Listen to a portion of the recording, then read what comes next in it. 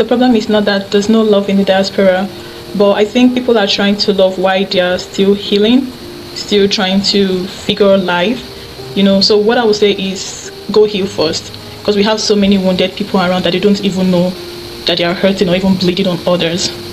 Because I think once you heal, you become intentional, there will be clarity, you will be emotionally available, So I would say just go heal, go see a therapist, work on yourself, yes, before you can fully commit. Everybody needs love, everyone needs one another, everybody wants that feeling like, I'm being cared for, someone is checking on me, someone is going above and beyond, but in the process of loving, you are hurting them unknowingly. So my advice would be just go heal, go work on yourself, go see a therapist, just go refine yourself, and then it'll be very easy for you to love. It'll be very easy for you to, go for what you want. When you see this time, you'll be like, okay, I want to experience this, but I'm better, I'm able to approach this differently than, repeating same patterns because of past experience. And I'll just make it very simple. I'll give an example of 3 people that live in the house from Saskatoon to Regina. One person leaves and he goes with his maps, spends 2 hours, 30 minutes, he gets there. It's fine.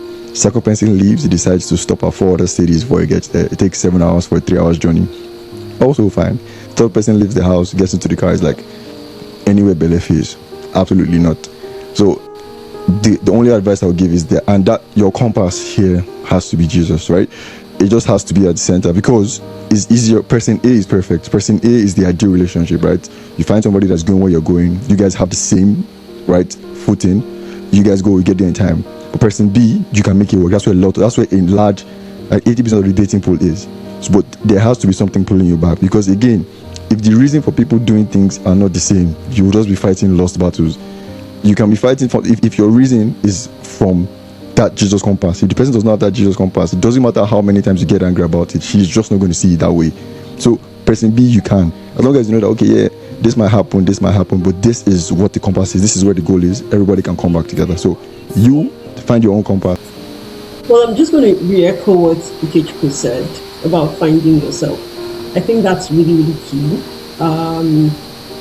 Your life is different from every other person's, and like we have said, there is no manual to this thing.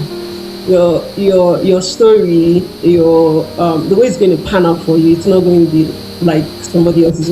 I hear that there is someone I listen to who says that God is too intelligent to do copy and paste. So your story is your story, right?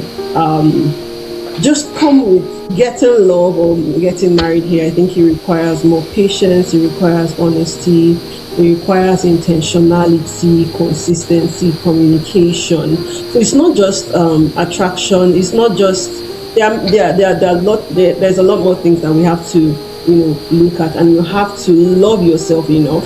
That is the person you have found, to be able to give yourself the right person for you. You owe yourself that. That's what I think. Me personally, I see love as a journey, not a destination, right? I don't see love as a point on the graph. I see it as the entire graph. So it has highs and lows, right? If you see it as a point on the graph, and that's the problem. Because if you're looking at it as, I want to make money first, I want to get my papers first, then it is a point on the graph. So you feel like when you get to this certain state, it's supposed to fall on your laps. But when you look at it as a journey, while you're building from scratch, right, you're already putting pieces, you're like brick by brick. Then when you get to the point that you're comfortable, which is still what you're working towards, you just in your mind you think it just happens, but no, you've actually been working on it little by little. The difference will now be that you and somebody that did not put it, or that looks at it as a point, when you get to that point, you've already built some certain level, so it's easier for you. But the other person has to now be like, oh, okay, I'm here now. Yeah, love's supposed to come and find me, but it really is not going to come and find you. Like, you're supposed to have been putting in work from the start. So that's how I see it. I see it as a journey. So I'm not like, I won't shy away from love because I'm going through stuff or I have things on my head. I would build at that phase in time, right? Like, at that point, wherever it is, if it gets to the point where I'm stable, fine. If it doesn't, remove. So that's how I see it. I don't see it as a point. Like, it's not just one thing. It's supposed to be brick by brick. Thank you.